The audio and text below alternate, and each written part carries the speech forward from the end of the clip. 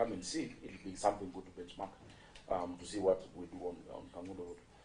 Counseling, the trained specialized personnel was one, but we have many who have already been trained prior in terms of counseling. Post-disaster recovery needs a lot of therapy. We do work closely with the Red Cross because they have more volunteers that can come. I've just explained the multiplicity of disaster, especially fire, in one day. And so that's why sometimes you see the public reacting angrily, stoning fire engine, because when a fire happens in your area, you only know that fire. You don't know there have been another 5 in other parts of the city. And so the truck comes and they have to go get water. They have to be accompanied. Each fire engine is accompanied by an ambulance or 2. And they're also accompanied by a water bowser, which were very many from Nairobi County Government and also from Nairobi Water. And the DMOs, we trained 57. If you can give us the numbers in terms of preparedness, like firefighting machines, yes, it is here. Water bowsers. Yeah, we have it in this response here. Page 7. Okay, proceed. So I'll come to that. Emergency response infrastructure, Chair, we have 7 operating fire stations. Tomboya Street, which is the oldest. It was built in the early 1900s, and it still serves as the headquarters because of the historical nature and the centrality of Tomboya.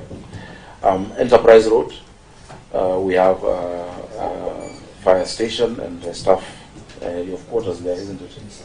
Ruaraka, which we built also in collaboration with the private sector, with the East African breweries. Gigiri Fire Station in Runda area. We have Waithaka, that serves the west part of the city in Dagoretti South. Kangundo Road, where we also have our training center.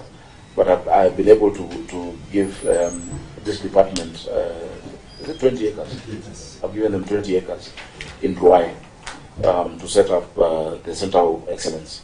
And that will do much of what is happening in Kangundo Road. Then there's Mukuru, affordable housing. And what we've told the State Department is that for every large-scale affordable housing, they must build a fire station. Of course, among other things, hospital, school, and they're doing it. I'm very happy. So they're really helping us to spread out our footprint. Gikomba fire station is 80% complete. We actually just missed the cutoff of the financial year, but we completed.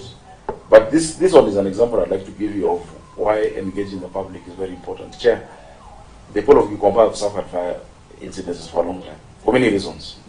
Initially, there used to be 3 categories. One was, of course, the electricity and accidental. 2, many years ago, there were unscrupulous traders who, because of insurance, when you see your stock is running out and you've insured it, you cause a fire. And that insurance fraud has been brought to a very, to a standstill. 3 was, of course, your people cooking overnight. That is Githeri or whatnot, and they fall asleep at the street urchins, the street boys. That has also gone down. But the worst has been about land speculation. This is Gikomba and Toi. People who claim a stake on the land.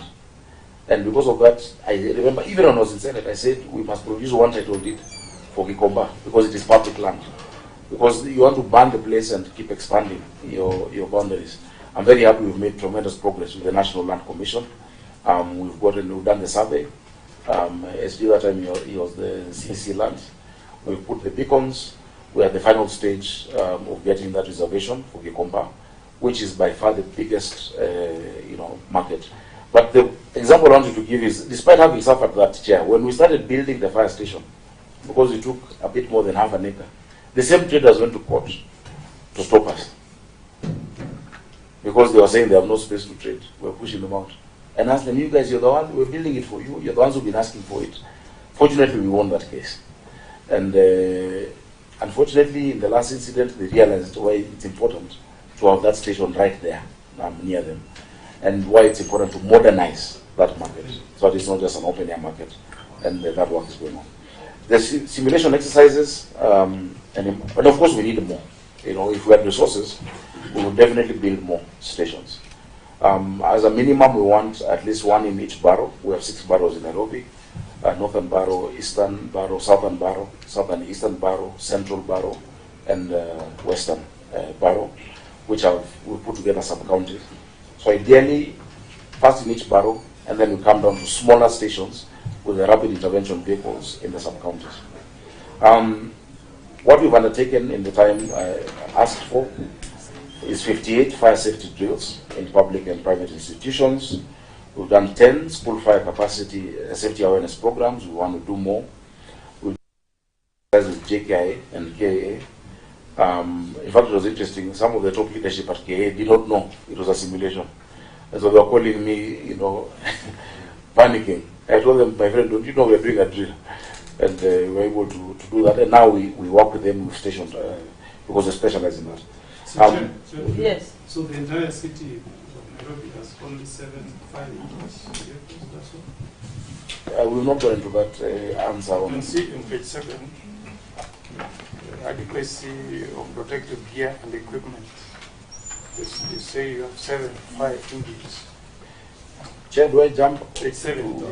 You've just left it. You haven't read that? No, I'm on page 3. Okay. It is on page 3, actually. The simulation exercises and emergency drills, we've done 58 of those. I think I've read that. The county linkages with the national government, which you asked, the NDOC, which is the National Disaster Operations Center, oversees emergency response and disaster management activities at the national level, complements the county whenever called upon, and we really want to thank them because they're always available whenever we need backup.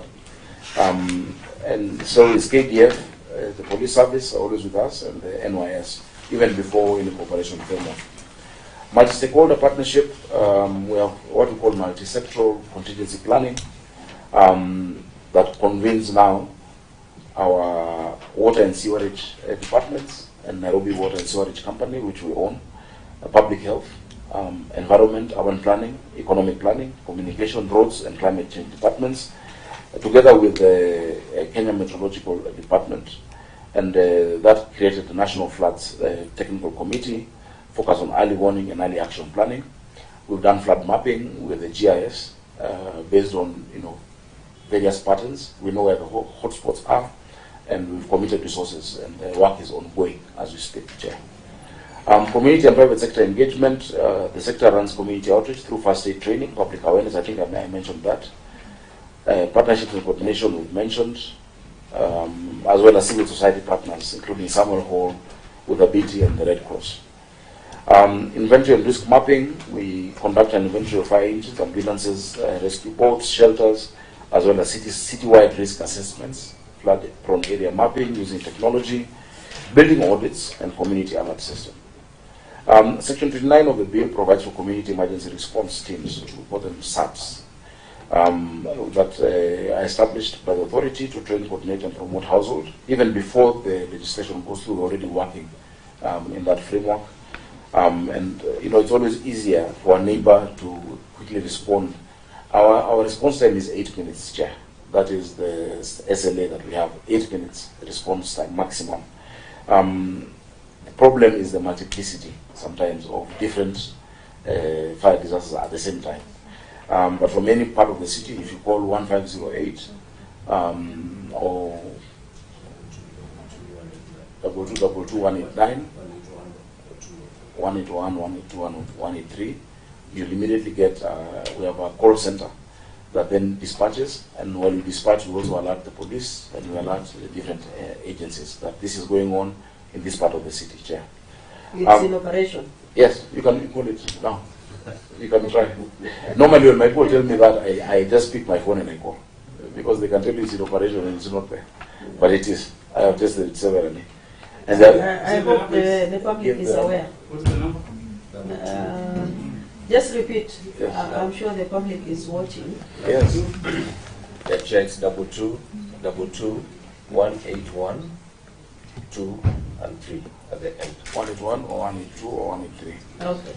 The short code number is 1508. Yeah, that one is That's good. Yeah. 24 hours. 24 hours. Okay. They have to work 24 hours. Mhm.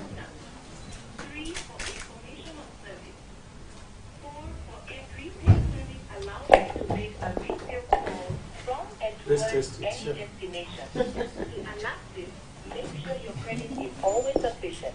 Okay. When dialing 222, you get access Which number is that to on the double two? allows you to Double speak two. out your account, So it goes to to know your telephone an number, automatic machine. change your language. Main menu options. The dispatch. Press 1 for retail, 1 for 2 for phone number, 3 for information on service, 4 for airtel customer care, and 5 for language change or hang up to That's disconnect what the I've call. gotten.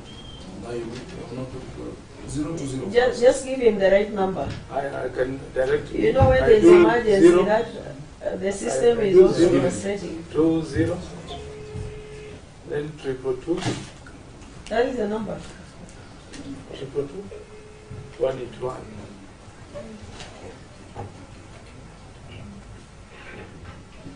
Jumbo, the number you're calling is no longer in service. Good morning. Is this the Emergency Operations Center? Yes, this is the company. Please, what can I help you? We're testing that it is working. Call 1508. Okay. This is Governor. Yes. We're just testing. Okay. So Yeah, the it's one, working. Asante. so the one So working which is zero the five. correct 1508. So the other one is not working. So we say the one working is 0. 15? No, 1508. Just direct me. I start with 0. No. 1508. 1508. That is the EOC. Just dial. 1508. 1508 direct, yeah.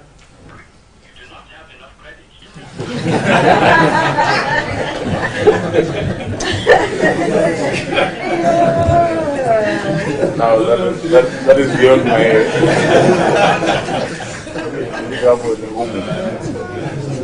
maybe chair you can dial. It's going to. Just hold it. How come your 0 to 0 is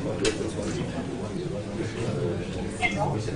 Which one? Yeah, Sorry, let's wait. I think this is working. Who is this, please? You're speaking to Trace. Good morning. Morning. What's your name, please? This is is Emergency Call Center, Nairobi. Yeah, this is what country is. What can I help you? It's okay. We are just trying to test the number. Okay. Yeah. Is this Senate committee? Oh, Okay, Asante. So I think this is easier. Maybe you can put up this What we one. should get Kenyans is 150. 1508. It will be easier. Actually, what we're trying to do, Yeah, sorry, what we are working on with the Communication Authority is a 3-digit number. You know, before we used to have 999.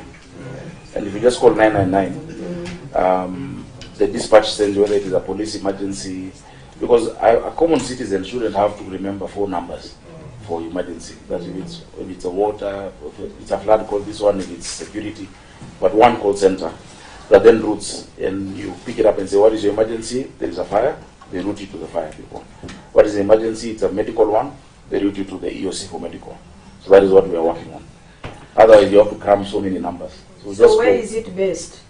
The center, the call center. It's based at Lady North on State House Road.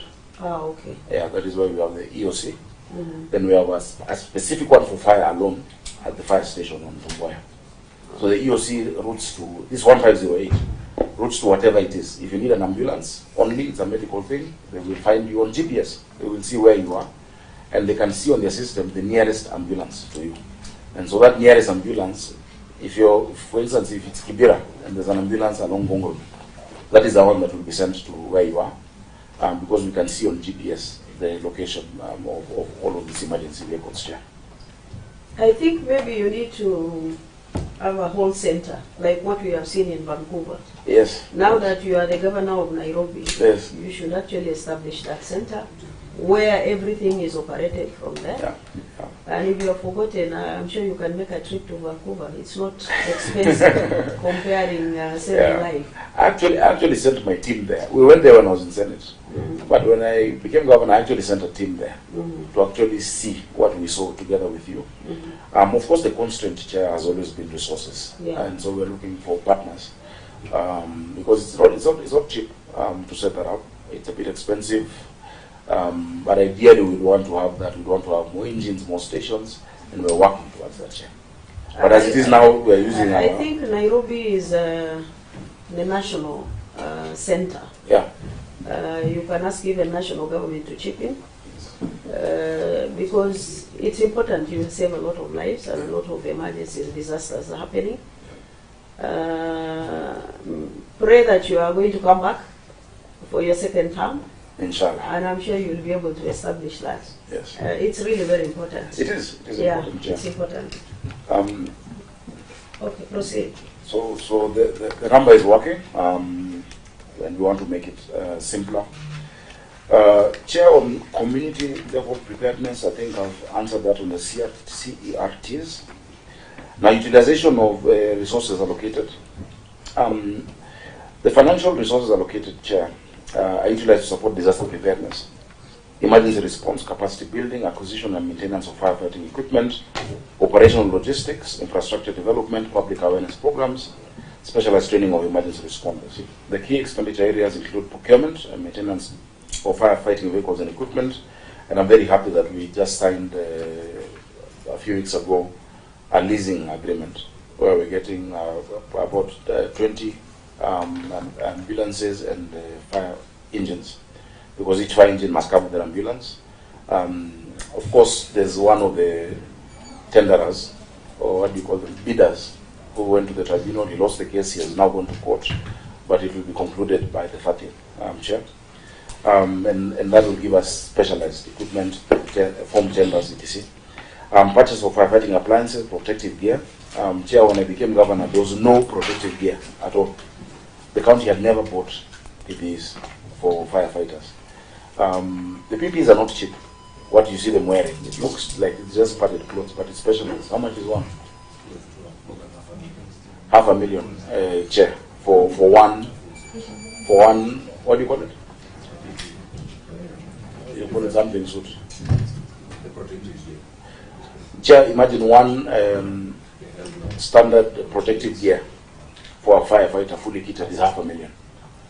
And so there have been none, but we've been able to purchase quite a number. As of now, how many are those? 140 of those kits, starting from the helmet to the boots and everything in between. And every year we put a budgetary provision to increase it.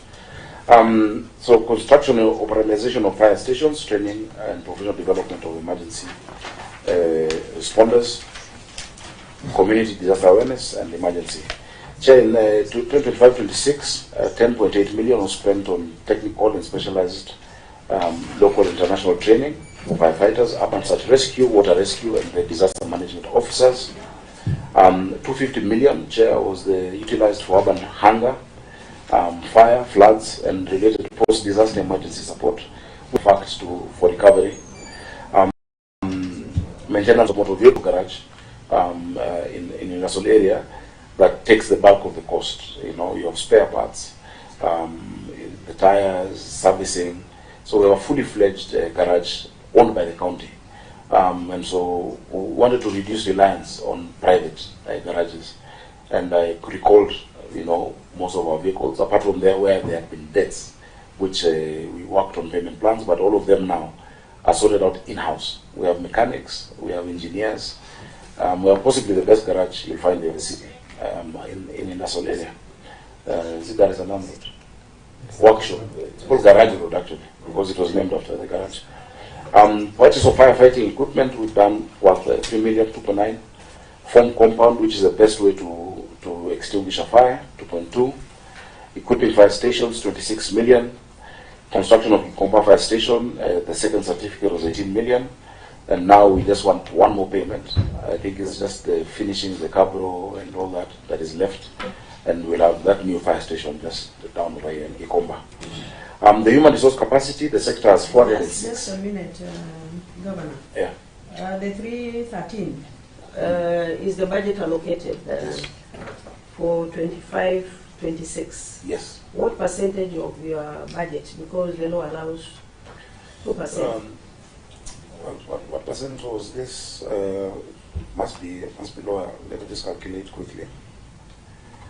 313, 28. Is that what you have allocated or what you have used? This is last Financial financial year. Yeah. This is actual utilization. The allocation was bigger. I can get the number. The budget was what, like 39 billion.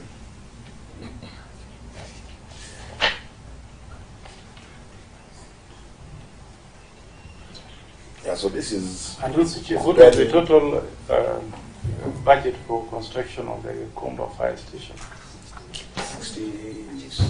61 million. What? Around 60 million. 60 million. Yeah. That is like a standard fire station, because you have the parking bays, you have quarters for people to sleep. No, I'm asking because I want to just compare Okay. with what my county is spending to construct a fire station. That's what I'm asking you. Okay. Not for any other reason. Yeah. So you have utilized 313 out of the budget allocated. Yes. In the last financial year. Now, did you submit your financial report to OAG? Because that is the area we have a lot of challenges Yes. with all the counties. Yeah. We did the audited. You know, the audit all our departments, including this one. In fact, in the audit queries, nothing was anything touching on disaster management. There was no query on it. If I'm to remember right, because I was at Public Accounts Committee. And I think there were only 2 counties that submitted their report. That was Katana, which county?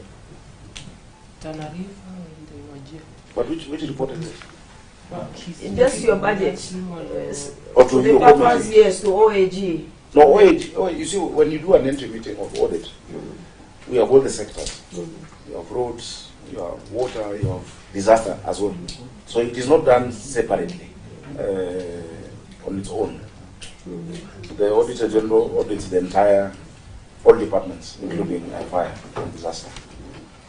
That's okay, but according to our investigation as a committee, Yeah. the specific areas we have a lot of challenges is on procurement. Okay. Yeah, maybe you need to look into that in future. Basically, most of the counties are not following the procurement procedures as far as disaster management equipment are concerned. Then purchase of the equipment. There are a lot of challenges also. Maybe you need to look into that. Yeah. That is why we moved to leasing. Yeah. Because I'll give an example. One fire engine, fully equipped, comes to how much? Around 80-something million. One. For purchase. Yeah. But currently, I'm getting 10. As part of a wider leasing, where I'm getting 600 different vehicles, you know, tippers, machinery, etc., for 600 million annually. So if you compare 600 million, if it was just to buy the 10 fire engines, I'd have surpassed it, and I've not gotten vehicles for any other department. But now I'm getting for all departments, including revenue, ambulances, around 20 ambulances, and 10 for disaster, enforcement vehicles, environment, tippers, mobility, refuse compactors at 600 million. Yet it would have been surpassed by just 10 fire engines at 80 times 10, you know. So I think counties need to make those lease versus buy analysis and see what is the best value for money. Because what the people want is the service provided. So you rather pay for the service. And in fact now it is even cheaper for me, because once these fire engines come, the maintenance cost is on the... How much do you pay for a lease per month? Are you doing per month or per year? It's per year, yeah. So I think maybe you need to look at both. Yeah. Leasing and also buying. We would And whether we are buy. getting value for money. Yeah. That's the most important thing. Yeah. And again, the service provided by the same equipment. Yeah. So if you do the two together, Yeah. then it will be better. Leasing is better. I would encourage all counties to lease. You don't need to own. You know, I keep saying, if you want to have breakfast and you want a sausage, you don't need to buy a pig to have a sausage. Just buy the sausage. Because why do you want to own the equipment and then spend money in maintenance and it becomes a whole, yet you can just lease it. If it breaks down, they take it and bring you another one. You know, so it's value for money, Chair. From any other analysis, I'd be happy to Members, provide. do you have anything? Any interventions on this one? I'm just wondering how do you share your roles with the national government? Because what does the resolution say about disaster management? Disaster management is a shared function. I think it's actually under the national. No, and if you look at the fourth schedule, Fourth Senator, schedule should be paragraph 24. disaster management is really, in fact, it should be more devolved than it is right now. Maybe you can check what fourth schedule, paragraph 24 says. What does the Act say, Moses? Is it a shared? If you look at the fourth schedule, it's shared. It's a shared So function. how do they, that's what I'm asking, how do you, because everything now it seems like it's the county doing, and what we have been debating, Chair, that Yes. resources should follow functions. Yeah. So if everything, the way I've heard is being done by the county, then really why should any money remain with the national government? But you can check what fourth schedule states. You're speaking my language. Yeah. Because a lot of the work, Because if we audit what you are doing, we need to also do an audit on what national government is doing. It's a shared function, Chair. So that when Governor, you share- have set a committee to look into disaster. yes, Have we you actually have a appointed- disaster management council. The national government is part of the team. Yes, they are the second people on ad hoc basis from NDOC. What's the name of it? sharing these functions, because Yeah. if we say national government has a function, and they are doing nothing, and the major work is being done by counties. Whenever you have disaster, Yeah. do they chip in? The national When government? we How call do you share upon, these roles? When called upon? when called upon, because we're the first responders. Sometimes when we're stretched is when we call them. But I think there needs to be service level agreements between both levels, because we are paying for everything. We are paying for everything, including disasters within national government properties. And I think we even have to respond to disasters within, like, AP camp, you know. And So in essence, you are telling us, Yeah. national government does not do firefighting at all. no, The not city at all. of Nairobi. Not at all. I think these are issues we should address. Yeah, it's important. That role is assigned to them as You want a to say shared something? function. I think there is an officer who wants to say something. Yeah, thank you, Chair. Indeed, firefighting is largely Just give us your name again for Hansa Yeah, purpose. Chair, my name is Bramwell Simeo, the County Chief Officer in charge of disaster management and coordination. What the legal framework that His Excellency has championed in terms of the policy and the bill does is also to try and provide clarity in terms of the levels of engagement. So when you look at our policy and our bill, we have what we call level 1, emergencies, which the county has capacity to respond to. Level 2, where we may need additional support from KDF or NYS. Level 3 is where we say it goes national, where we need the support from external partners. And level 4 is international, such as a bomb blast, where we require external. So what our framework has done is try to provide clarity in terms of where we need to trigger national support, and that we do through the. So what will they do at level 3?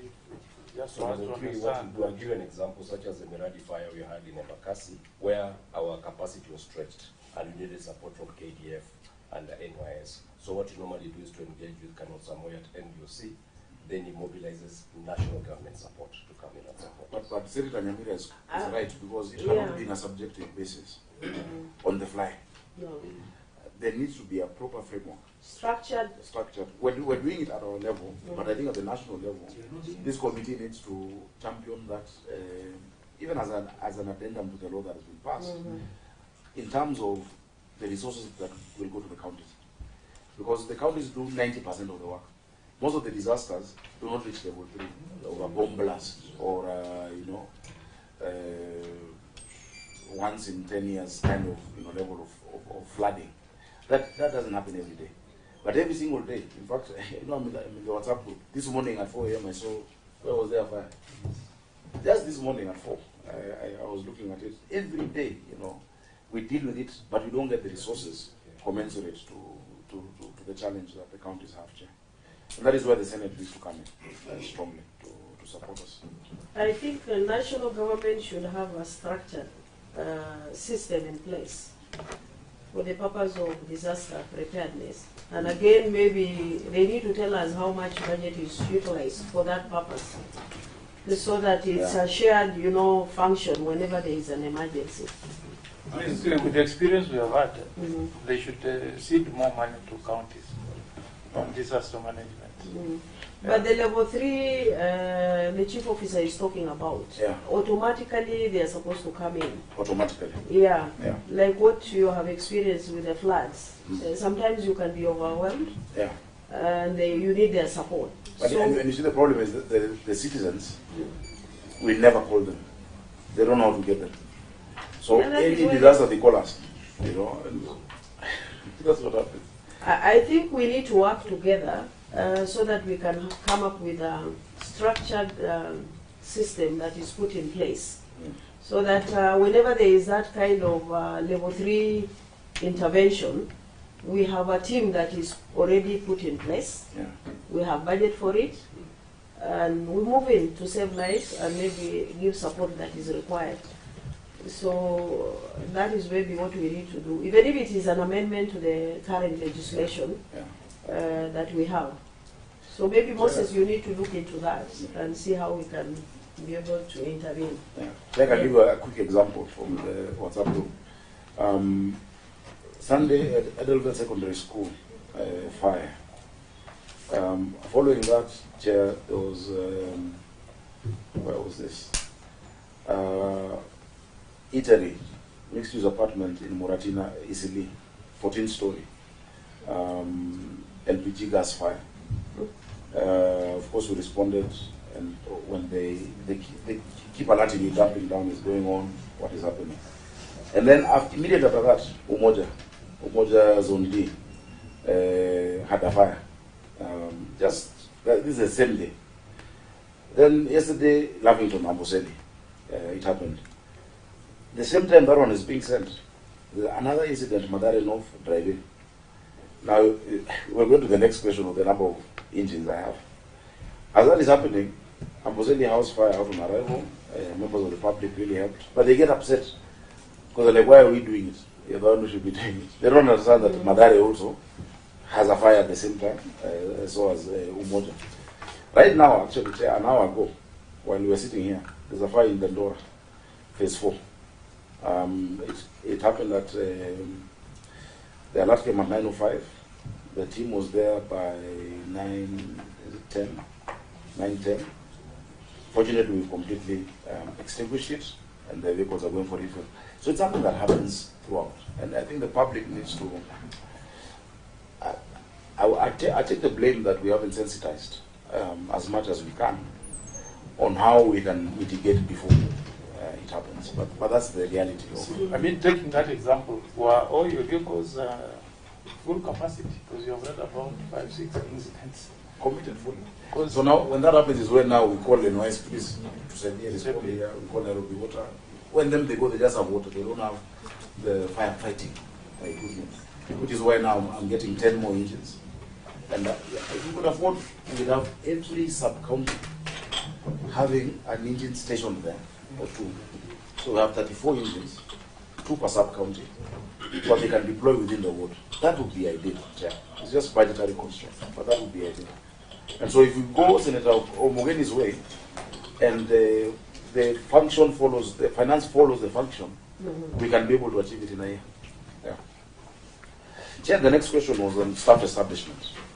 I think the Secretariat, we need to invite the national government and the relevant department so that we can iron out the concerns we have just raised immediately. But I think, Governor, if you replicate what is in Vancouver, with the help of the national government, that will fully support you, because Nairobi is a city. Chair, right now we're trying to use the cooperation agreement framework to see what additional support can be done. I'm happy that based on the affordable housing, we're getting more stations where the housing is being done. In fact, I was discussing with the PS because there's one they're doing in, next to Mama Lucy. And so I've asked them to also put some support to Kangundo Road, the fire station, to enhance its capacity.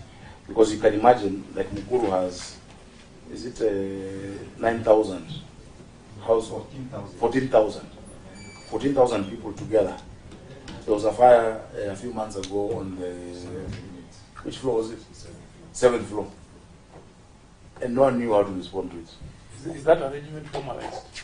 Like they do 14,000 and they have the most do a fire station. Is it part of the approvals from the city government, the Yes. county government of Nairobi? We put that now as a standard. So That's before you beyond give this, an approval? beyond this quantity of people, there That's must a be a fire condition. station, a school, Okay. and a level 4 hospital. And they're complying, Chair. In fact, some of the ones that had already gone ahead, they're trying to do redesigns to now bring in the fire station, because you don't want to imagine the disaster. And this is especially people who have not lived in apartments. You know, they're used to living on one floor. They panic. People would stumble on each other, there'd be stampedes and all that. But also we're telling them to input firefighting equipment, you know, this sprinkler system, as well as fire alarms. Remember, people are moving into these houses, some still cooking with kerosene. Or charcoal. Yeah. Remember also, we have done piped gas. Now, if you don't know how to use piped gas, which is why we're doing the training, it's very volatile. And you can have a fire. So it's really, I'm just trying to tell you the urgency of that. Chair staff establishment, we have 406 staff members distributed across fire and rescue services, disaster risk reduction, emergency services. 406 sounds big, but it's a very small number. Yeah. Very small. When you're serving 7 million people, Looking at the population. yeah, we have 7 million people during the day and 5 at night in Nairobi. 5.5 million at night, 7 during the day. They go back now to Kiambu, Kajiado, Rongai, etc. Chair, I really would want to appeal to Senate at some point. You know, this ratio that is set by control of budget and Director General cannot apply in a service county. Nairobi is a service county. Nairobi is a service county. Because of the number of people, you need more personnel. I only have 19,000 staff. 19,000 staff serving 7 million people. One hospital, for instance, Mama Lucy, has 1,200 staff members. Mama Lucy on its own, which is more than some entire counties staffing. Mama Margaret in Kariobangi North needs 1,500 staff. Why I'm not able to fully operationalize it is because if I do that, then the control of budget will not approve, and the report will be that we're spending money on salaries. But in Nairobi, you need to be served. You need to see people sweeping your street. You need doctors, you need nurses, it's a service county. It's not an infrastructure-heavy county as others are. And so that, you know, when you brought evolution, it was so that we don't have a one-size-fits-all approach. The kind of staffing requirements in Nandi, or in Isiolo, or in Nyamira are different from what you need in a capital city. So Chair, that is something that I'm still grappling with. So I've attached the organogram of the staff establishment. Of course, we have the CC, who's at the policy level. The CC is assisted now by the Chief Officer, Bramwell Simiyu, who is here. Of course, administration and support cuts across. You have a Director of Disaster Risk Reduction. That is a new department that we brought in. It was not there before. Because for a long time, disaster was only seen as fire in Nairobi. We're not proactive in terms of early warning signs, you know, looking ahead as to what you need to do. There's a Deputy Director as well of Training, Research and Development, and these are the ones who will now lead the Center of Excellence on Disaster Management. Then you have a Director of Fire Rescue Services, Deputy Director of Fire Rescue Services, and so it goes that way. Prevention and mitigation is also, you know, a department that we have. Response and recovery, and then the DMOs. So these disaster management officers are in each and every sub-county. Are we going to the word? Not yet. So then the sub-counties. So each sub-county has a DMO whose work every day is to spot risk, to help mitigate, to coordinate training. In the event a disaster happens, they're the ones who now give us the records. These are the number of households affected. This is the need that we have. This is how we come in. The DMOs have really changed how we deal with it. Because before, you could imagine if a fire happens, you will call the chief or the DCC. You know how they used to behave. They increase the numbers. They say it is 1,000 people, well, it was 500. You give them relief food, it doesn't get to the people or Mabati. But the DMOs have been very professional, and they work also with the, the local leadership of the community, and then culminating to the MCA. And so by the time we get two parallel reports, I get a report from the DCC, and now I also get a report from my DMOs. I can verify and see where there is, for instance, this one for Ikomba, I had two lists. One list had 16,000 people. The next one had 2,000 people. Now the 2,000 people was genuine because I could verify those are the people who pay cess to the county because they're in my system. But you found that they were told each of you had 5 people, your dependents. So of course the only people you can come in and help are the 2,000 who pay cess to the county, because those are the ones who are recognized to be operating there legally. But the ones you've sublet small spaces, the county has no contractual obligation unless it's just humanitarian assistance to them. So Chair, from the 46312. So that means it's not properly coordinated. To complement each other. National government is doing that. Yeah. You're also doing the same. Yeah, and sometimes they overstep. You'll see a CS calling you saying, Nenda Kibira kupeana mchele. I'm like, who told you mchele is what they need? And they just go and give things. And so we said, let it be coordinated. Let us have a way in which, we can see what is the real need of the Mwananchi. Somebody who has lost their house, lost everything, including documentation. You give them a bag of rice, they have no sufuria even to cook. So, well, you're giving them rice, what are they going to do with it? But you see what we do, and I'm very happy that we have dish in a county. I have the capacity to produce 300,000 meals in a day. And so we give them a hot meal, but we look at how to recover and how to help them get back to starting. So the old system of kama kuna moto, take rice and beans and whatnot, it doesn't make sense, Chair. So anyway, I was at the staff establishment. So does that mean you have maybe a store where you can actually purchase things for preparedness? Or Yeah. you only purchase based on the emergency that occurs? No, we have a store in Gigiri. At the Gigiri station, there's a store where if you go, you'll find iron sheets in the container, you'll find blankets, you'll find foodstuffs, you'll find Blankets? Yeah, blankets, mattresses that are there. Of course, they run out so quickly. And so we keep trying to replenish. But, Chair, if you look at the global convention, and we deal with global conventions, including the Sendai framework on disaster management, people are moving to cash transfers. That is what Red Cross is now implementing. The cash transfer gives people more dignity, because it doesn't make sense. A family of 6 have had a fire, you're giving them one mattress for who will use the mattress, who will not use the mattress, where will they take the mattress? But when you give people financial resources, they can relocate on their own. They can go buy some clothes. They will know the size. If I just bring clothes, I don't know whether someone is fat or thin or tall or So short. are you planning to implement that? Because Yes. I think that is more dignified Yeah. than giving a mattress, a sufuria, Yeah. which might not be required at that particular time. Yes. But if you give me 5,000, I can be able to buy food Yeah. and something else. And you can determine. Sorry, Chair, I'm just responding to a message. These people up there calling. That's the Senate. It is better for the citizen to make a choice. Other jurisdictions are doing the same. Yes, other jurisdictions are doing the same. Even within Africa, South Africa is doing the same, and I think Namibia, Egypt, Morocco. I don't know if they still during World Cup they weren't really saying the Africa, but Morocco, and the Western countries have moved to that.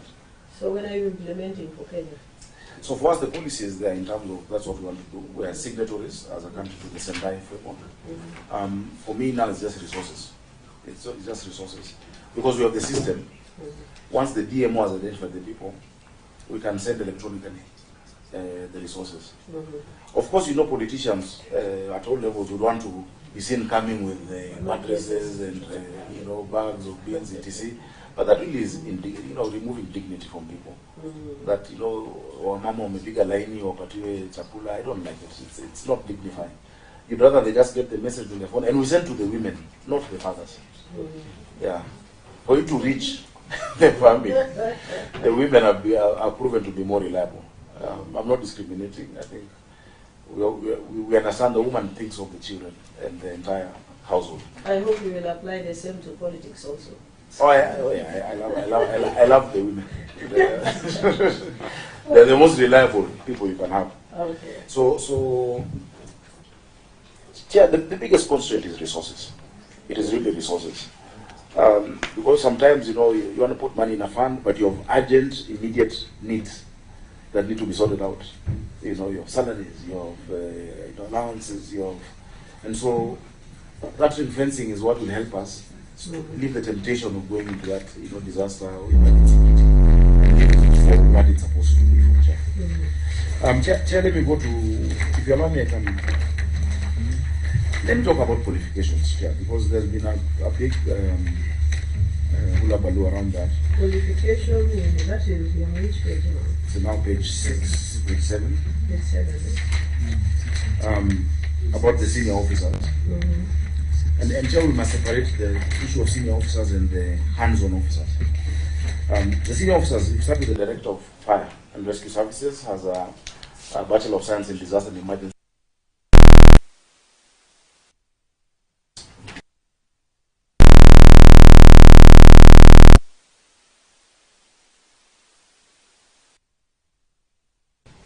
But because of doing it in apprenticeship for so many years, they know exactly how to do it practically.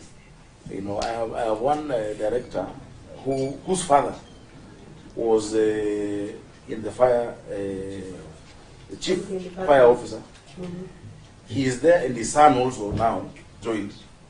It's like a calling, being a firefighter. If you look at the US, people want to, a firefighter is so respected. If you're a firefighter or you're in the NYPD.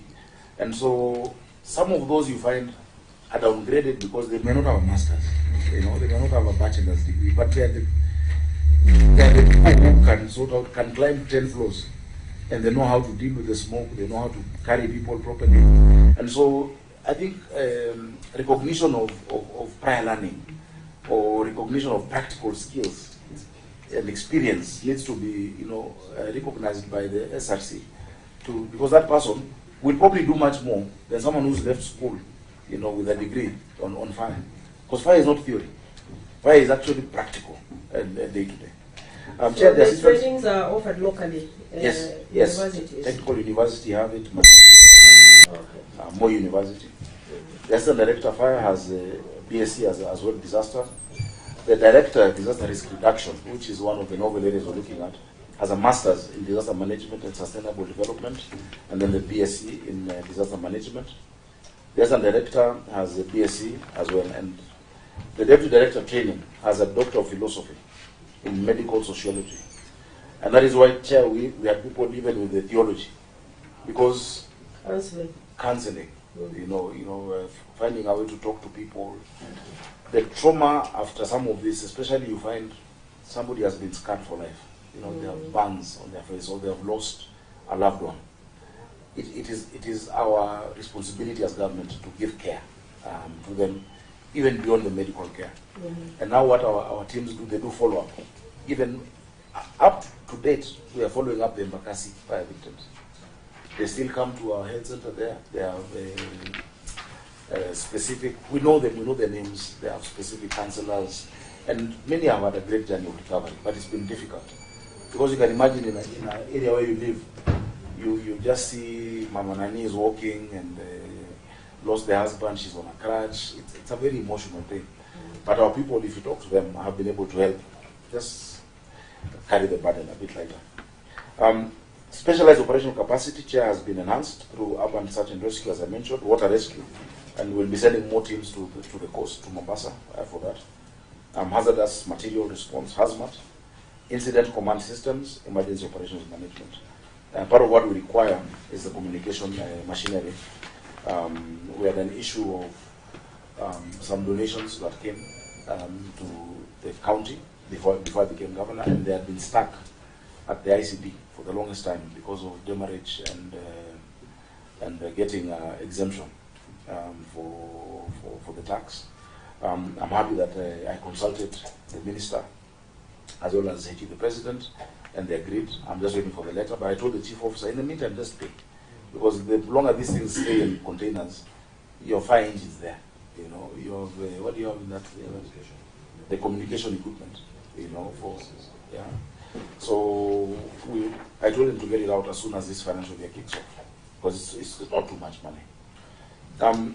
Chair, additionally, 4 officers have gone to international hazardous material training in South Africa, Slovakia, and Switzerland, significantly strengthening the country's technical capacity. We are pursuing the risk allowance to improve staff motivation, retention, and occupational safety. I gave directions, and the public service board is looking at it, because these people risk their lives, literally. When a fire happens here, everyone will run out. Then these ones will run in. You know, that person is operating in a very high-risk environment, and they need to be compensated for that. To institutionalize career, continuous professional development, we have established the Fire Disaster Management Simulation and Training Center of Excellence in Ruai, where I have allocated 20 acres of land. We have partial funding from KDSP, Kenya Devolution Support Program, and construction is expected to commence during this financial year as soon as we do procurement. Now, the adequacy of protective gear. We've progressively invested in modern firefighting equipment and emergency response resources to improve operational capability, of course with the limitations that we have. That is in A, but in J, you see I've mentioned 5 other engines. That is HEVECO, there's the cabin, there's where there's water, there's where there is home. That is the standard, the ideal. But these others, they just carry the extinguishing substances. We have a turntable ladder, 32 meter, it is one. This is the one that is used to rescue people in apartments or in high-rise buildings. It is an expensive piece of equipment. 32 meters is high. We have 3 utility vehicles that are used for administration. We have 10 basic life support ambulances, and we are getting specialized ones in the. Oh, this department only. Yeah, this is not for health. Mm-hmm. This one are ring-fenced, or rather they are dedicated fully to disaster. When an ambulance goes, in fact, if you see one anywhere, you'll see behind it. I mean, when a fire engine is moving, you'll see behind it there's an ambulance. It must always be accompanied by an ambulance. We have 250 self-contained breathing apparatus and the refilling machine, so that they can have oxygen. A lot of the fatalities that occur is because of lack of, the ability to breathe when the fire happens. And so those who go into rescue must have oxygen and that self-contained breathing apparatus. We have one refilling machine. I would want to have more refilling machines at every station. Every station should have the refilling machines where they are. For now, it is stationed. Is it Kangundo or Kangundo Road is where we have it stationed. Protective equipment, we have 114 of these structural firefighting suits. Remember I told you, Chair, we had 0 in 2022 when I came in. Now we have 114. Each of them is half a million. It's not, people think it's just at your baggy clothes. No, it's very specialized what they wear. From the helmet, the tunics, even the belts, the boots, specialized for firefighting. So we have 114. Ideally, I would want another, how much do you put for this budget? 15 million just for the we've established strategic partnerships here with national, regional, and international organizations. And for me, it's very embarrassing when I see a network of mayors around the world. And for many of them, once a fire engine has stayed for 4 or 5 years, they discard them. But for me, that is... You wait for those ones. the mayor of London is my friend, and something organizing for us, Sadiqa, the former mayor of Manchester, because we sit in C40 cities on climate, I'm the deputy. Now has become the Prime Minister of the UK, Andy Burnham. we also have been working because we like those jurisdictions because of right-hand drive. And many of those who want to give you jurisdictions of left-hand drive from the US, Canada, etc., which will have a problem maneuvering here. So, unfortunately, we have to ask, you know, and beggars are not choosers. So, we have collaborations with the UN DRR, the United Nations Office for Disaster Risk Reduction. They have a program of making cities resilient. It's formal. We have CONCA Design Initiative, Early Warning Systems and Community Resilience. Africa, it's chaired by Sadiq Khan for the Global North and Global South. Yesterday I was talking to the Mayor of Melbourne, who wants to be one of the co-chairs. And unfortunately, when you have that discussion, you're also trying to see what can you get for your people. But God will help us. Finally, the Polish Center for International Aid. So, Chair, as I conclude, we've established the foundational infrastructure, human resource capacity, and institutional frameworks. We are not where we should be. There's much more that needs to be done. And we're looking for co-creation with Kenyans and Nairobians, so that we can have partnerships with resident associations, with the business community, with industrialists, the manufacturers, because when this disaster, no one plans for the disaster, but when it happens without training and without preparedness, they suffer economic losses. And so that is what we pursue. We wish we could have more allocations. I think a conditional grant based on that spread that Senator Omugeni is talking about, that it's a concurrent function national county. If you look at the national budget on disaster, it's so high, yet it's the counties that respond to all the disasters. So why doesn't that money move to the county level of government? So Chair, I will leave it at that, and I'm ready for any questions from yourselves and submission. Members, intervention? Yes, very good presentation. Gives us hope that if there is a fire near where we live, Governor of Nairobi can come in and rescue us. Please, yeah. That's nice. He says expect to see him in 8 minutes, you see. Yeah.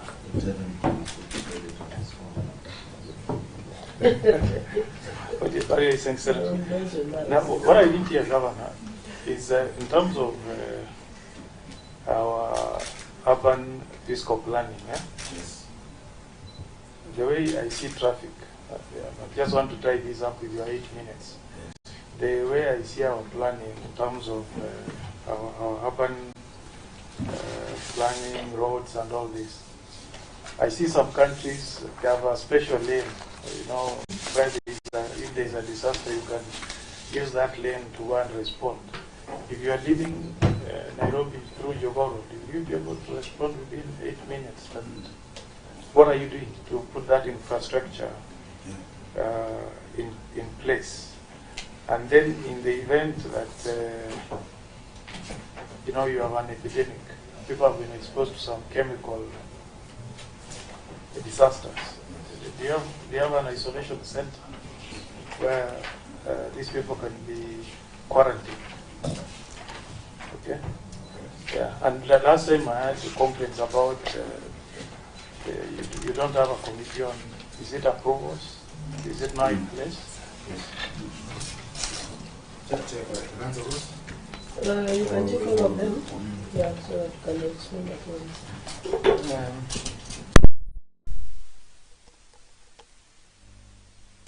Explanation of your preparedness in Nairobi, which is very encouraging. And especially for those who are planning to be governors 2027, you should learn from here.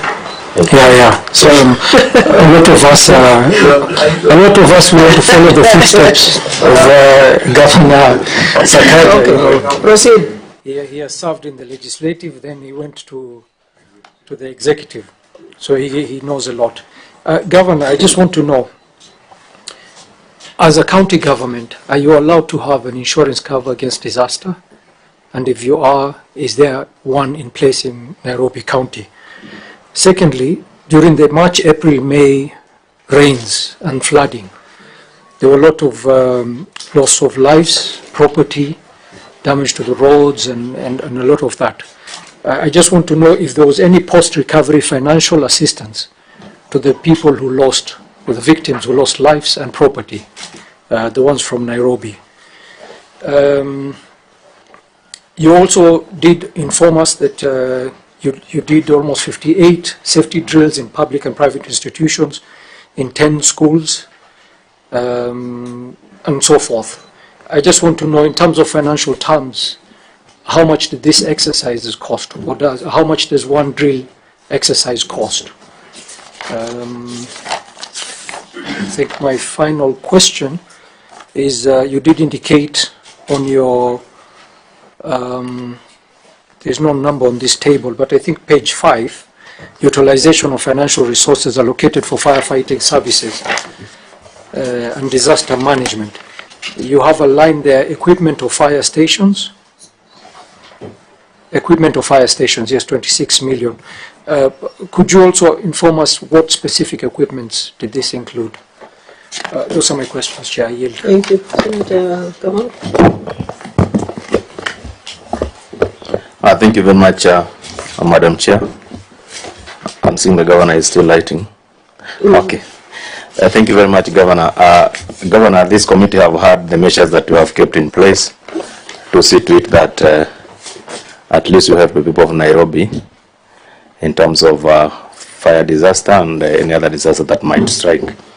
Despite the financial constraints that we have noted that you are complaining about, there is an issue that I wanted you to address by Your Excellency the Governor. We have had a lot of frequent fire disasters at Gikomba Market. So I wanted you to tell this committee which measures have you kept in place to see to it that this disaster that has become a nuisance, and we are always seeing it on the mainstream media that the fire has struck in Gikomba or something like that. Which measures have you kept in place to curb these frequent fire disasters in Gikomba? That is my question number one. Number two, we have had issues of building that collapses in Nairobi. And in most cases, some fingers have been pointed on some officials of county government of Nairobi. I wanted you to explain to this committee whether any official have been found guilty of the offense, and if so, which measure have the government of Nairobi taken against that official?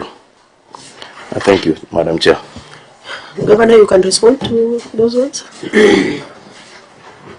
Thank you, Chair. Those are really quality questions, very good questions. Let me start with Senator Omugeni. Senator Omugeni is talking about the infrastructure and mobility, whether we can be able to achieve that 8 minutes as we are today. Jeff, fortunately, it is fortunate that there is no fire that's fortunate, but most of them happen at night. And so we don't have that much traffic at night. But moving forward, Chair, I think you saw on Tuesday that my cabinet approved the first ever metro underground system for Nairobi. Chair, this NMRTS, we call it Nairobi Mass Rapid Transit System, is the ultimate solution for congestion. You've traveled the world. Many places where you go to, you wonder where are people, because you don't see them and you know the population of that place. But the people are on the underground, because you have the rail in the core areas, and as you move outside the core CBD, it comes up. Now, Chair, this plan, which for me it's a huge milestone, because even when I was here, I kept saying the solution for congestion in Nairobi is a mass transit system. I have friends who are even billionaires in New York, but they don't own a car, because they know that the public transport system will be on time, it is regular, it is convenient.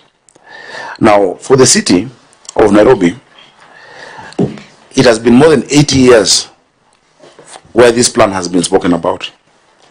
Chair, in 1948, when the county planners were planning Nairobi, they said Nairobi would need a metro system. In fact, they drew up what we call a ring railway and CBD rail links. It was in the plan. In 1972, there was what we call the Urban Study Group, Nairobi Study Group. 1972, what we had called the Nairobi Metropolitan Growth Strategy provided for a mass transit system that has rail, has BRT, has NMT, all of those incorporated into one. It was never done. In 2014, the third one was Nairobi Integrated Urban Plan, new plan, provided even more details. It was never done. It was never done because the three ingredients were never thought of critically: the money, the institutional framework, and innovative transport-oriented development.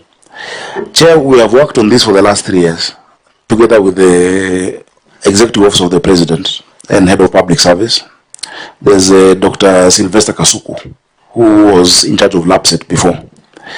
And the document that we have today, and I'll be very happy to share with you, is so clear on the phase one of what we need. It's $7.78 billion. But the $7.78 billion has been broken down to different components of financing. Some is coming from the pension funds. Some will come from the transport-oriented development because of land value capture. Some of it will come from government, at least $3 billion. And we are now setting up a project management unit. So my cabinet had to pass the Nairobi underground core. And fortunately for us, all the studies that have been done, JICA have done the study, Chinese have done the study. In Nairobi, it is very easy to go down because not a lot of services are underground. We don't have much services underground. It's just water, a bit, and that's at low level.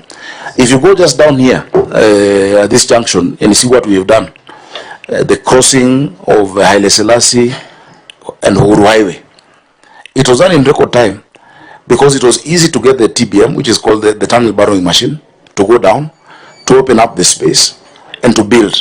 You actually will end up having almost a city. Now, when I was talking to London Mayor, he said, we are jealous. Because if today, with the hindsight knowledge we had, if we were able to redraw, and it's like we have a blank canvas, if we're able to now do our mass transit system, we would do it completely different. Remember, in London, I think the Euston station was done in 1836. The technology we have today, the knowledge we have today, so that is a solution, Senator Mogeni. A mass transit system. And we're going to achieve it. The BRT lines had been drawn, nothing was moving. I remember pushing for line 3, which comes from Dandora, Juja Road, coming all the way to CPD, going to Ngong. European Investment Bank came to see me when I became governor. French Development Agency, that's 74 million euros for us and 314. But the National Cabinet had not approved. It took me 2 years to get cabinet approval for the financing of line 3. And even after that, the financing request has still not gone. So you see, this one that we are doing now together, because we've passed it in our cabinet, Dr. Kasuku yesterday was the PSS of transport and of roads. We're going to take it now to the national cabinet because it's a joint effort. That is the one thing that will modernize the city. So as it is for now, Senator Mogeni, we have to grapple with the traffic that we have. However, in the BRT, because there are all these 5 lines, there's a dedicated line. The dedicated line where only public transport vehicles use are what the ambulances are also going to use and what fire engines are also going to use. On the issue of, so I hope I've explained. I think I want to write an article about this NMRTS because it is transformational. It is the one thing that Nairobi has been missing. God blessed us with location. You can be, and the international community has seen it. That's why everyone is coming here. UN have come here, UNICEF have moved. I was talking to another UN agency, they're moving their headquarters, Microsoft. Because Nairobi is central, God has given us location. From London, you're in Nairobi in 8 hours. From Amsterdam, you're in Nairobi in 8 hours. To go to New York is how many hours? 14. Yeah? Coming back is shorter. And we always joke it is because it is downhill. So the pilot anakanyanga clutch. But you come to Nairobi in 8 hours and then you get stuck for 2 hours in traffic. That is the problem. We're going to turn Nairobi into a 20-minute city. A 20-minute city is where you can go from any point to another point in 20 minutes. And so phase 1 is Eastlands, Eastlands to CBD with an underground that goes to Westlands and Upper Hill. Phase 2 will include Ngong Road and Langata Road, because that is where you have a huge population coming from Ongatarungai and coming from Ngong. Because what we measure is the traffic per person, per hour, per direction, PPHD. The big loads are Thika Road, Juja and Jogo Road, as well as Ngong Road and Langata Road. Chair, that is what will transform our city. And I'm very excited that that's the direction we're moving to. We have the vision, we have the entire plan. We have looked at each and everything. Land value capture, where the stations are going to be created, people are going to, the value of land there goes up so high. And so I've put in a legislative plan for what goes to the assembly, betterment, transport-oriented development, charges, etc., and how people can invest into it. There is what the national government needs to do. I have that list of items for them to tick off. In fact, today I thought once we finish where I was going, we'll now have that discussion so our national cabinet passes it, because that is how you cannot go to Singapore or First World without sorting out mass transit in Nairobi. On the issue of approvals, Senator Omugeni and also Senator Lamu has mentioned. You remember when there was a building collapse in South Sea, and then after that investigations happened. Then one of our officers was found with a lot of money. I suspended the entire approvals committee and withdrew what we call the urban UPTC, Urban Planning Technical Committee, to reconstitute it. Because that kind of money can only be found through bribes. When your system of approval is so subjective that if I want to build a 20-floor building on my avenue, I have to go look for Bram or SG and tell him, nisaidie approval itoke, nikupatie kitu. It is wrong. And so, in this intervening period, we strengthened what we've digitized as it's called Nairobi Plan, NPDMS, the Planning Development Management System. Just this morning before I came, I was in my office, I have signed the new letters for the Urban Planning Technical Committee. And what the Urban Planning Technical Committee does, Chair, PLUPA, the Physical Land Use Planning Act, gives the power of approvals to one person, who is the CEC. But because that becomes very subjective, I have created a committee that has residents from Kara, it has engineers from the association, it has a representative from Architectural Association, from the military, from Nairobi Water Resources Administration, so that you don't give someone an approval, then tomorrow come say you've built on riparian land, and someone has invested millions in a flat, then you say it's riparian. You know, that is really unfair. It is very unfair. So this committee is going to be constituted. Chair, and when I'm going to launch it in the next few days, I'm also launching the new development control policy. We've done a development control policy for the city, which tells you what you can build where. The city, imagine, from 1972 has never had local physical development plans. This is when we are able to do it. So that you have predictability. If you're the kind of person who likes a house with a compound and privacy, you know where to go build that house. You don't build that house in Kilimani, Kileleshwa, then tomorrow, like my house, if you come to my house, when I sit in my garden, there are flats, there's a flat there and there's a flat here, but I've stayed there from 2015. I'm attached to it. I don't want to move. But there's predictability because people want to invest in real estate in Nairobi. We said that we have to go up. Nairobi, we have to go up because 696 square kilometers will not expand. The challenge has been, are the services required to go up there? Water, sewerage, and the issue of traffic. Chair, on water, we've actually increased the capacity. People will tell you, I'm sure you have many colleagues who live in Karen who never had water from the county. Ruai, Utawala, Mihango, even Langata. We've increased by more than 160 million liters per day. Nairobi was receiving 525 million liters a day because of the 4 sources. Kikuyu Springs, 6,000 cubic meters a day.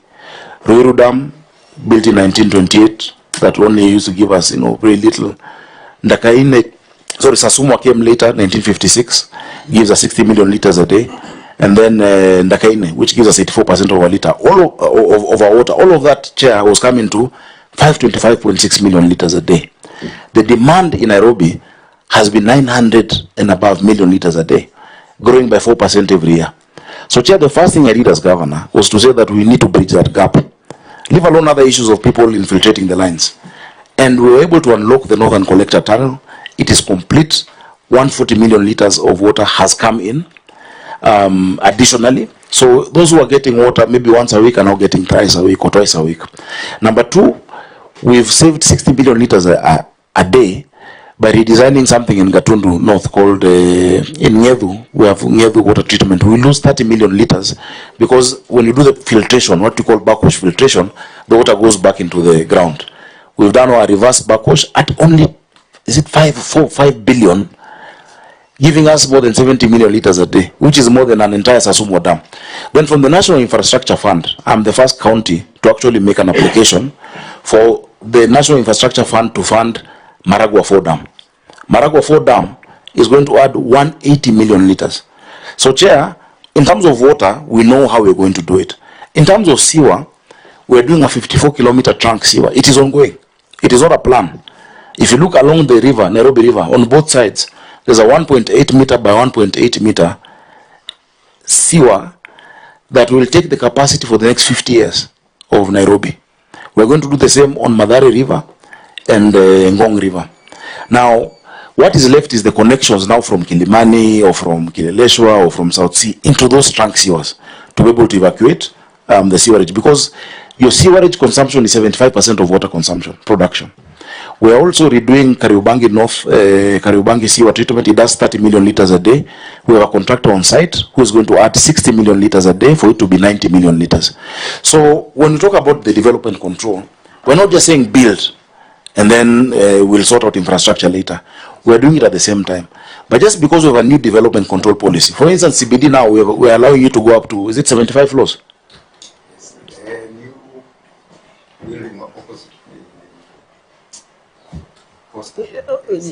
Switch on your mic. 75 floors, you know? Yes, the new building by NSSF is 75 floors. Over here in the CBD, yeah. But the policy allows within this core. Yes, Senator. Sorry to interrupt. Yeah. Since we're discussing preparedness and disaster management, you did inform us that you have a 32-meter turntable ladder. Yes. 32 meter. Yeah. And I'm happy to hear that you said that with the only way for Nairobi to go is up. It's up. Now 32 meters is only 8 or 9 floors. So I need more.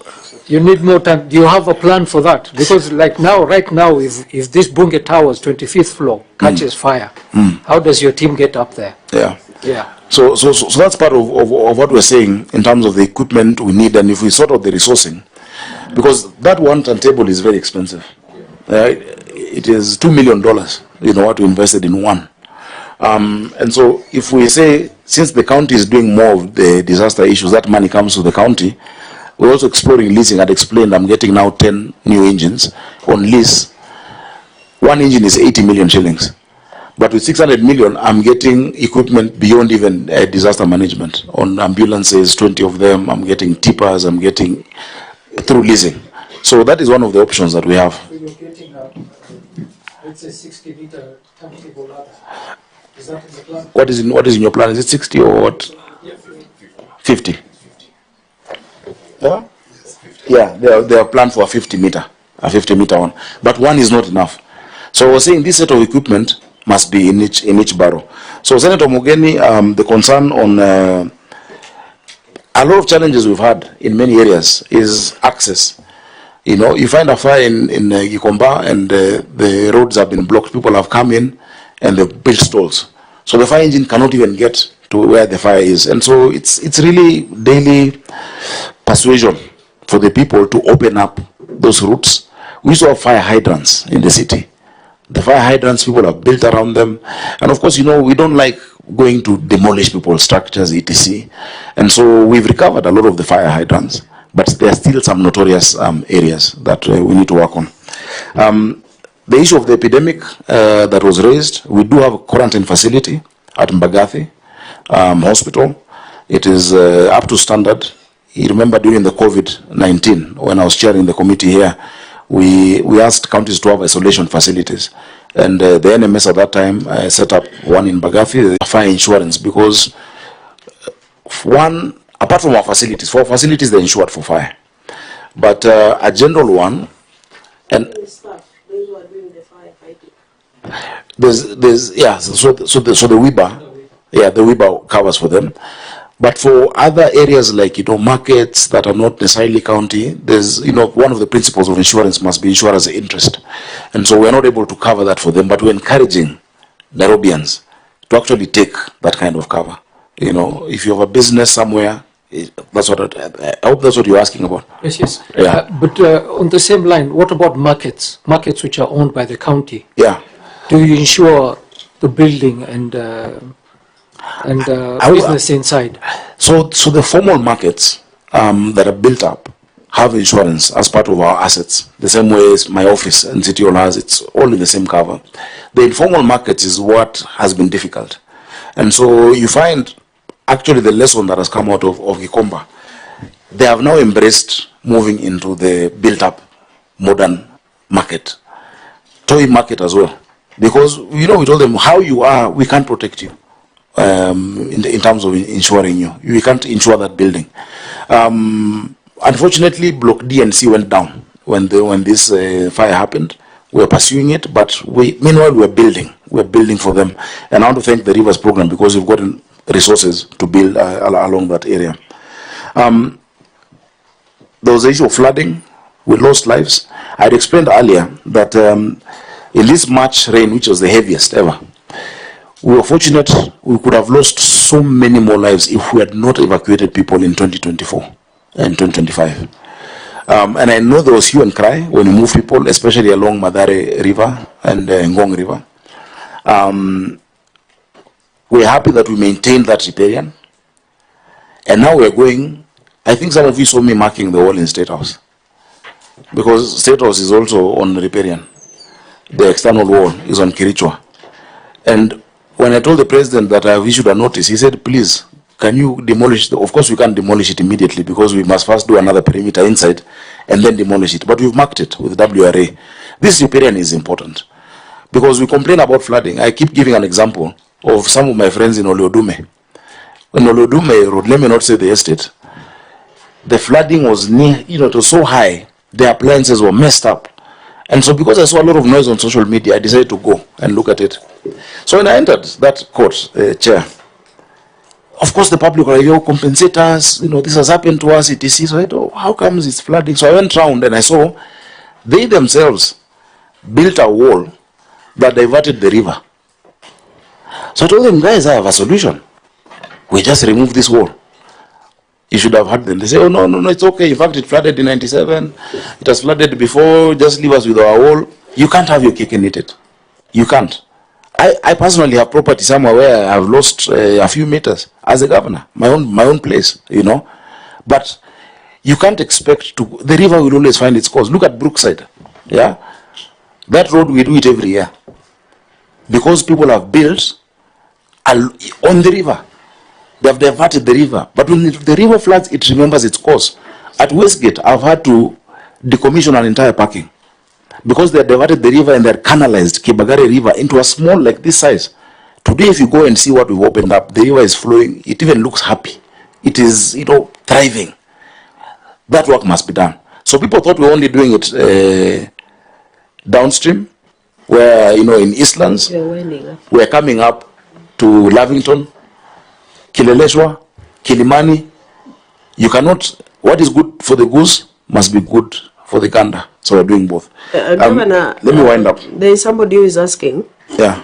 The pavements you have created. Yes. Within CBD. Yes. Has impact assessment been done? Or is it a recipe for flooding?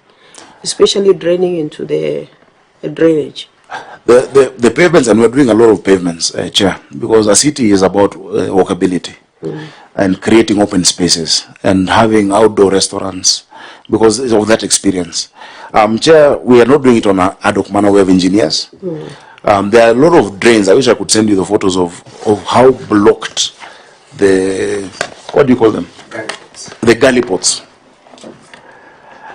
And you know, we really must talk to citizens. There's a place where we open a galley pot, you find a mattress.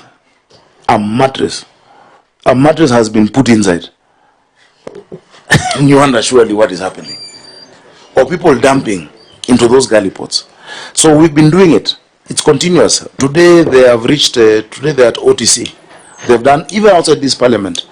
But the cabro that we're doing drains into those galley pots. But we also need an even surface. Today, Chair, you can walk from Haile Selassie to the university without dust on your shoes. In fact, now the fight I have is with shoe shiners. They're saying now I'm running them out of business.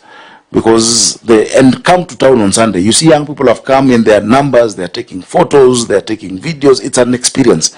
But we'll make sure it's not a recipe of flooding, because we also need natural ways of absorbing the runoff and absorbing the water. And so if you look at it, you'll see every few meters we've put provisions for planting trees. We're bringing grown trees. Chair, let me finish there. There's an issue of utilization of fire budget. The specific equipment, I think we can be able to provide that, as well as what Omugeni asked for on the 60 million. But the budget is not enough. How much is the drill? Drill would cost just hiring the fire engine and the ambulance, so about 20 million shillings. I mean 20,000 shillings. 20,000. To be able to have a basic drill. Yeah, and we want to encourage business owners and people who have more than 50 people in your premise to apply and do the drill and come for training. Yeah. The county will be able to provide that. Finally, Senator Lamu, the issue, on the floods, we could not give financial assistance. We were not able to, apart from it being expensive, it will not be sustainable. There's what the national government was able to do for those who they relocated, I think 10,000 per household, but the county didn't have the resources at that time. Sorry, to take you back on the drill issue. Yeah. Have you ensured that all county buildings and national government buildings, because there are so many in Nairobi, are equipped with the bells or the alarm, the fire alarms, and do you also conduct drills with them? It's been difficult with the national government. Have you made success? Yeah, thank you, Senator. We under the disaster risk reduction program, we have 4 flagship programs. One is the commercial and industrial safety, which we're just rolling out, which includes an inspection of all the commercial buildings, starting with the CBD, as well as the industrial area. So that will be addressed. We can look at the dry risers, which can address the high-rise buildings, as well as extinguishers, emergency exits. And the intention is to train fire marshals in each building to take the lead in case of any disaster. The second program is safety in schools that you're also running with. We also have the SATs that His Excellency has talked about in the low-income settlements to set up the community emergency response teams. And the last one is what you're calling the domestic safety. Particularly in these upcoming buildings, affordable housing, the Kilimani areas, we're just looking at safety in the household, including first aid for children, choking, fire, and etc. So there's a comprehensive program that under His Excellency's watch, we are rolling out to address that. Governor, you might want to consider penalizing the national government buildings for not being compliant towards disaster response and having the necessary equipment. Not just, on top of that, even accessibility for people living with disability. We have a CAB standard on how public buildings need to be. That is certified, ISO, and many of them are not compliant. So we might have to go that way. But I'm grateful, Bram, you've reminded me. I instructed my team, together with the County Director of Education, to do a thorough analysis of all boarding schools in Nairobi to see whether they are properly, especially the dormitories, whether they have firefighting equipment, they have CCTV, exit route, what happens in case of a fire. And we found very many not to be compliant. When that exercise is done, I will publish the findings that our fire department is doing with our County Directorate of Education. Because when you leave your child in a boarding school, that's the safest place you think they will be. Imagine getting that call in the morning, being told, please come to school. It's the most... My children in a day school, but when I see the school calling, I can't even take off from this meeting. Because as a parent, you're like, what has happened to my daughter or to my son, you know? And so we're going to issue the list. Fortunately, we don't have too many boarding schools in Nairobi, around 65. That analysis should be done pretty soon. And to give the standards that if you're building a boarding school, public or private, this is the number of children in this size who you can have. You know, if it is X square feet, these are the number of beds you can have. There must be an exit that is different from the entry. There must be a fire alarm. There must be, and these days, they are not expensive, these things. Before, you know, the smoke sensor was a lot of money. These days, with 2,000 bob, you can get a smoke sensor, you know. You can get a sprinkler system. Now, the modern buildings that are coming up have implemented a lot of, if you go to GTC, if you come to CBK pension that we're seeing over there, they have implemented that. Gikomba market. I'm very passionate about Gikomba market. From the time I was in this house. I explained earlier the causes of the fires there. One had been illegal connections, which we have been able to deal with. Two had been insurance chasers, which has gone down. And unfortunately, now many of them are not being covered. But three was a land issue. And with the NLC, because there were speculators saying that this land is ours, I told them, anybody holding a title to Gikomba, that is a piece of paper. That land belongs to the county government of Nairobi. And we made progress with the NLC in actually getting our title. We've done the survey, we have the PDPs and all of that, because that is the major issue. But the ultimate solution is creating a modern market. Because the modern market that is in a building is harder to, you know, have a fire spread than where you have, you know, Gikomba has many categories. Kuna watu ya samaki, watu wa nguo, there is Gikomba ya mbao on this side. And these are people I know. You know, Mbao is Karanja, is chairman, Fish is Oimba. And I keep telling them, you guys, can't you see why you want to do a modern market? It was very unfortunate. Politicians went to incite them against moving. But now, try and tell them not to move. They will chase you. Because they have seen the loss themselves. Mechanics in Gorogon are being told not to move. Today they're saying, please, Sakaja, when are we able to move there? Because they lost, they saw their colleagues dying in vehicles, stuck, you know, because they're on the river. So for Gikomba, the modernization is the ultimate goal. Right now there's a block going on, day and night. It should be done within the next 4 or so months. That will take up a huge capacity. The block C and D that you know, we lost because of the fire, the structural integrity was bad. We've had to bring them down to build now a bigger block. So you know, I know there's people like a market where you can see everything from end to end, but Gikomba is so big now that so long as we categorize who is on what floor, we're able to have a very, very good market. Same as Toi. Toi, the problem had been the perimeter. Some people had entered and encroached and had land inside. We agreed we were going to fence the place. And the traders themselves actually designed how they want the market to look like. There they have a bit more space, so it will not be many stories. An ideal market, you should be able to see the end from where you are, have air circulating, have a high ceiling, water, electricity. That is a market that you live and enjoy. You know, if you look at the Turkish souks and the markets that we have there, because many of the ones which have been done previously here are not markets, they are malls. And people don't want malls. If you want a mall, you'll go to Sarit Center. Oh yeah. People want a market where you can see the vegetables here, you can see, you know, it's an ecosystem. Finally, the building collapses. And I need your indulgence on this, Senator. The county is the planning authority.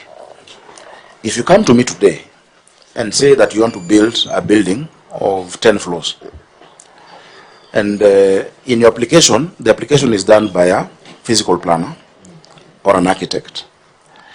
There is also your engineer. You've brought your drawing designs and everything is in order. I will give you an approval through that committee that I said is collegiate, that has external people and internal people. Now, when you get your approval, the professionals, Senator Mogeni will tell you what it means for him to be held to professional standards by the LSK. The engineers have an engineering board. The architects have an association. QSs etc. They sign an indemnity form absolving the county if they make a mistake. Because the county cannot be in every building, in every mjengo, when they're doing the slab. The county can't be there.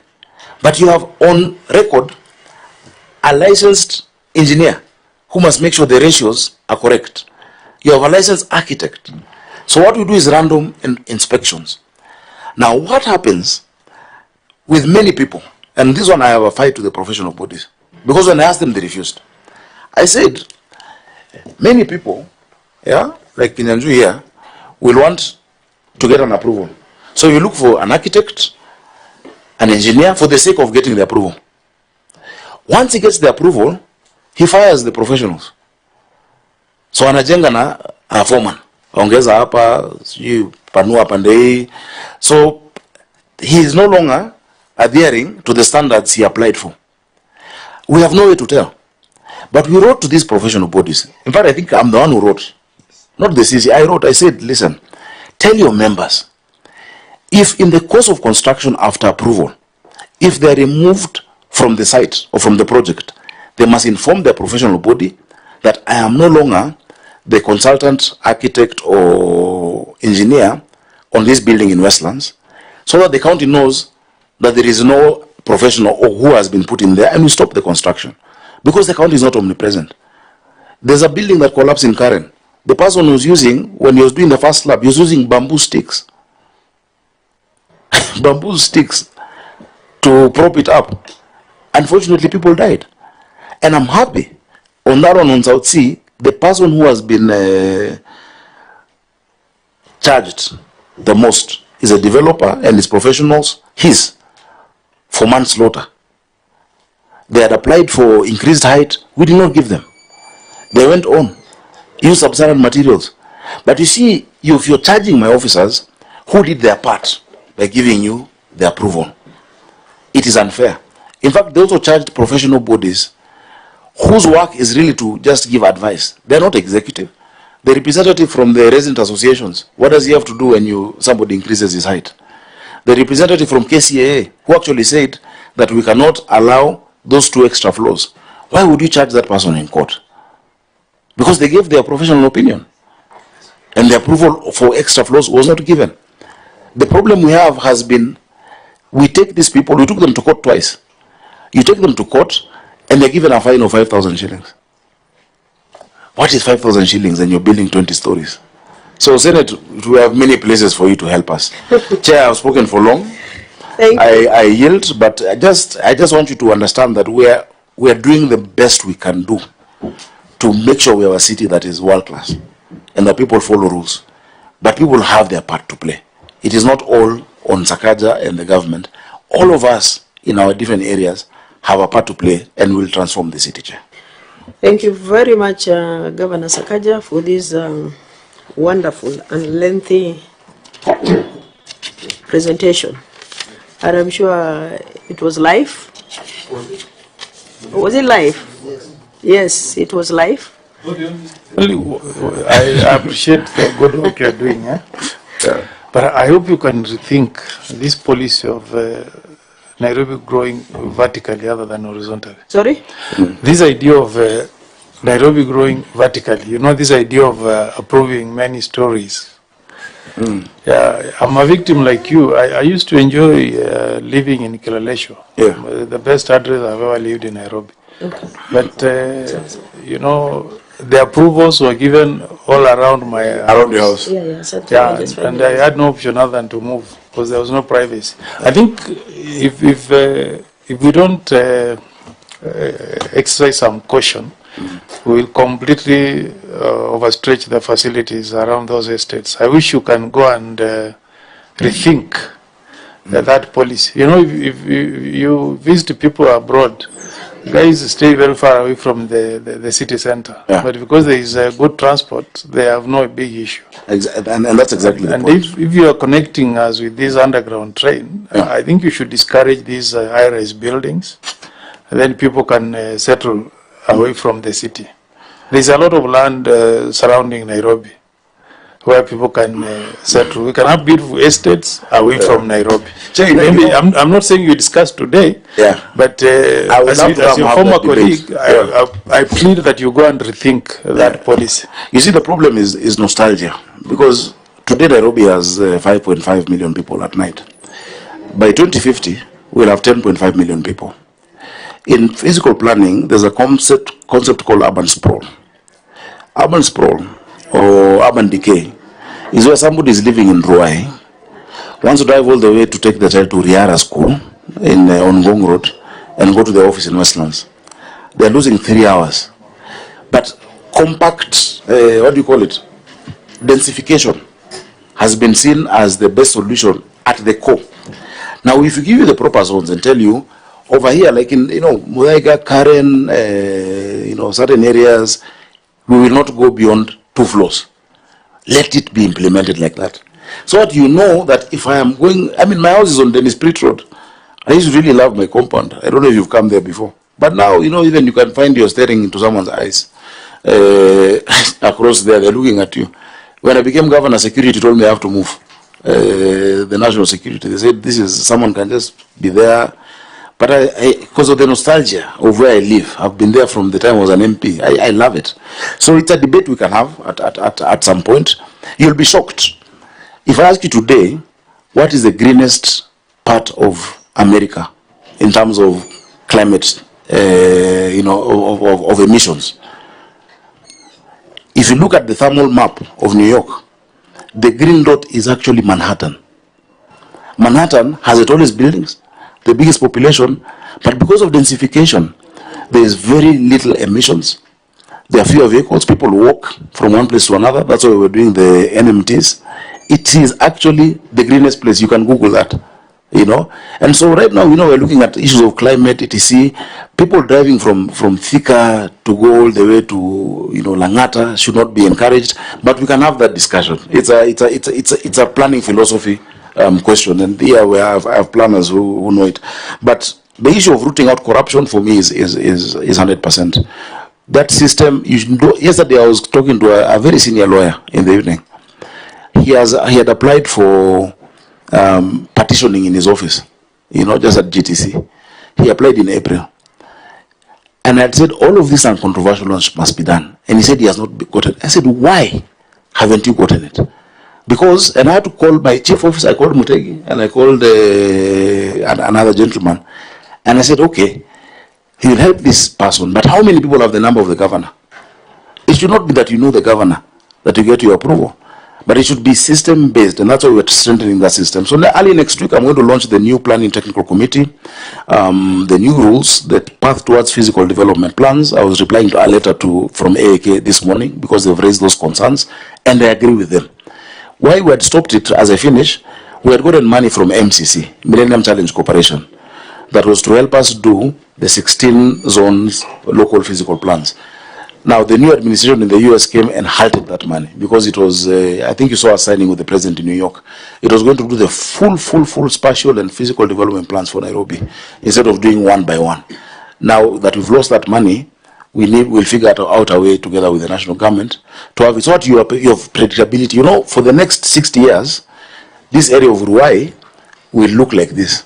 Or this area of South, then you plan where you want to live. This CBD has many buildings that, I need to tell someone, this place is supposed to have a 10-story building. Why are you having a 1-floor building on my avenue? And it's the core of the city. And there's precedents. There are many cities that have done that. They've told them, now, in this place where you are, you have 5 years to redevelop it into what you require. If you're not able to do that, then we will give you another piece of land and we will take it over. There are places like in New York where if your building is 10 floors and you have a view, you can buy the air above your neighbor's building. It's called air rights. So that your neighbor will never go beyond where your view is. And you buy it from the city. So there are many ways that this can be done, Chair. And I hope God will give us the time to explore them, because this city won't work on its own. Lazima work with our concerted efforts, Chair. Thank you very much, Governor. I'm sure we've taken a lot of time, but in the process we have learned a lot. As a committee, and also maybe as a country, for those who are watching in other counties. There is one last one, maybe you don't need to answer, anti-littering policies and discipline you need to put in place, especially you see in other jurisdictions you have dustbins that are placed in different places. that will help you actually to stop the issue of drainage blockage. Then there is something on whether you have an AI for disaster preparedness. You will look at that with the current development of AI. I think for us as a committee and yourselves, maybe we need to look at legislative proposals as far as amendment to the current act is concerned, and the regulation and the policies once it is passed. And if you allow me to give you proposals, I'll be very happy, because you know I like legislation. Put it in writing. Yeah. Thank you. Absolutely. Thank you. We'll appreciate that. You also do something on your own second schedule, paragraph 5. No, even on traffic. Because I see traffic policemen in the city, yet when you see the sharing of functions, it says county traffic should be your function, and county roads. So you know what I'm waiting for? Maybe I shouldn't. You can put something comprehensive, maybe with COG. Let me not blow. Yeah, because we have amendments to the Roads Act. And I think it's really encroaching into county functions. Your functions. Completely. Yeah. So we even need to these work fines that are being collected on county roads. Yes. That is county money. So let's work together. I think even the application and approvals of your licenses and all that, you need to do them, automated, so that people don't congest themselves at the city hall, and that will be transparent manner in which you are handling those things. Because of digitization. And also reducing the manpower. Because of digitization, we collected 15.4 billion this last financial year. It's a record. No county has gone above 15. 15 was a ceiling. When I became governor, I found on-source at 8 billion. Many have increased on-source revenue by 92.5% in the city. Now the challenge is that even that 15.4 billion, if we add what the Senate graciously gives us, of around 20 billion, is still not enough to change the city. Because of the 20 billion, the disbursement schedule gives me 1.6, 1.7 a month. But my salary alone is 1.5, leaving me 200. Everything else you see being done in the city is from collections, is from Mama Mboga. That is why, because the bulk of those who don't pay is property taxes. And property taxes account normally for 80% of any city that is there, that is a capital. Yesterday I had an entry meeting with the Nairobi Revenue Authority. They have engaged now auctioneers. Those who have defaulted 3 years and above, they have been given a list. Because you cannot own land in this city, you don't pay your rates, yet you, the one who complains the most when you get a pothole. You complain the most when there's no water. Yet the small person, Mama Mboga, is paying 50 shillings every day at Wakulima. Where is it really equitable that the rich are the ones not paying, the poor are paying, the rich are complaining? So we've engaged 6 auctioneers in the 6 boroughs. And it's Nairobi Revenue Authority. If somebody comes to you, you can't call me, I can't help you. Because you've followed the National Rating Act that I hail you guys, you Senate for passing the National Rating Act. And their target by December is to get 30 billion. We've given them properties worth 60 billion. And that is just step 1. Because the services we want for us to be a world-class city. I was the mayor of Paris here, Anna Hidalgo. She asked me, Sakaja, what is your budget? I explained it, around 40 billion. So when I translated, she looked at me like I'm a ghost. I asked her, why, what is your budget? She said her budget is equivalent of 1.3 trillion. And a city has 2 million people. 2 million people, 1.3 trillion. I have 7 million people with a budget that just makes me a glorified cashier. You also look at the earning capacity of those people. Maybe no, but you see, the people who are paying in Nairobi today are the ones of the lowest earning capacity. Because if you have 2 acres of land in Westlands, the rich are evading. And let me give you an example. An apartment block. You have an apartment block where rent maybe is 100,000. Do you know the rates for that apartment block is not more than 20,000 shillings? Someone is paying you, and not per month, 20,000 for the year. Someone is paying you 150,000 shillings. You don't want to pay the county 2,000 a month. Is that really equitable? But you want outside there your roads fixed, your potholes fixed, what not, how will it be paid? So even though we did a new rating, valuation rule, we have not, it is 0.01% of the value of your property. Surely, you can't say won't pay, and yet you want services in the city. We're talking about drainage. People are saying, Sakaja, remove dimples on the road. You put dimples. How will I remove them? I can only remove them when we pay and get those services. That's why I'm happy, Chair, as I finish, when we had an exercise of evicting people, which I hate to do. But there were people who, you imagine a house in Woodley, on half an acre, 3-bedroom, rent is 17,000. 17,000, half an acre. And somebody has a bill of 5 million. Meaning they've lived there for more than 10 years without paying a shilling. And so when we did it, the estates today, there is no default. If you go to Jamhuri Estate, there is no one who has defaulted. Go now to Makadara, some of them. And so I'm now painting the houses for them, redoing their compounds, and I tell them this has been paid for by your money. Because people want to see where the value for money is going. We've put the bins, Chair. But I think we have a psychological problem. Because now people are using litter bins to bring all their garbage from the house. The litter bins are for litter as you're walking and whatnot. But you find someone has put his whole sack. Now that they will not pay, they put them next to my very beautiful, there are some even outside here, litter bins. So we are concluding. Yeah. So Governor, the application, approval, all those ones. Yes. You need to do something about it so that it's not manual. Yeah. Yeah. It is transparent. It's easy. So I think maybe you need to look into that. Yes. And again, income generating activity. You can create an income generating activity out of this. Yes. So that you can do training, capacity building. You have your own, center of excellence. Of excellence in drawing. Yeah, for that. Yeah. Then the issue of budget. It's difficult. But I think proper utilization of whatever is provided. And I think we have agreed we need to call national government to see whether they can be able to complement And to what see you some are of doing. the resources. Yeah. So maybe we'll invite you when they are coming so that we can agree and also amend the legislation so that they can chip in something before maybe we finalize our term here. Yeah. Then procurement, that is an area that we have found there is a problem. It should be transparent and adhere to the law and policies that are available. Purchasing of the equipments, I'm sure you are saying you are resorting to lease. Yeah. And that we need to have value for money. Yes. Then congestion in the city. Yes.